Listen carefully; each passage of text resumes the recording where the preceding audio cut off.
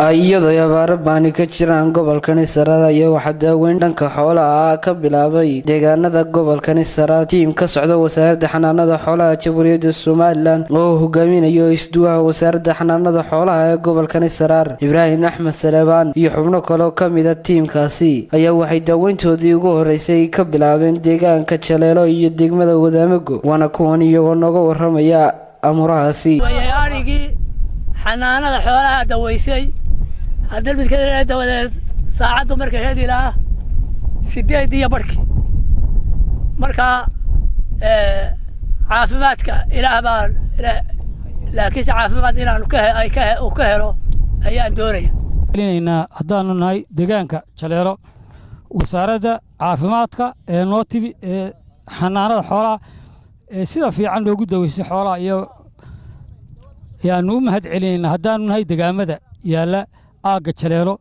Maaraj waxaana soo gaaray tiimkii gobolka Saraar loogu talagalay wasaaradda ka socday xanaanada xooluhu ay u soo dirtay waxaan u sheegaynaa wasiirka wasaaradda xanaanada xoolaha wasiiru dawlaha xanaanada xoolaha iyo dhammaan wasaaradda xanaanada xoolaha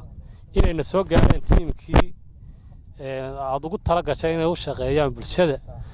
anigoo kamid ah dhaqaatiirta xanaanada xoolaha ee gobolkan Saraar saaka waxaanu qaadnay olole balaaran oo ka koow yahay barnaamijkii aanu wadnay ee 30 casho ah iyadoo aan ka bilownay Jaleelo iyo maxay tahay degmada Wadaamago iyadoo ay xooluhu yar yihiin haddana waxa weeye xoolaha dhibaatada koowaad ee haysta waxa weeye nafaqo darro iyo xanuuno maxay tahay xagga maxay golfaha iyo maxay tahay halkan wasaaradda xanaanada xoolaha ee Jamhuuriyadda Soomaaliland waxay ka bilowday dhammaan dalka Soomaaliland oo dhan daaweyn xoolaha oo si abaarahan ka jira wadanka xoolaha loo abaarahaas oo xoolaha ay Soomaaliland oo dhan abaarahaasi waa abaaro aad u saameeyay xoolaheeni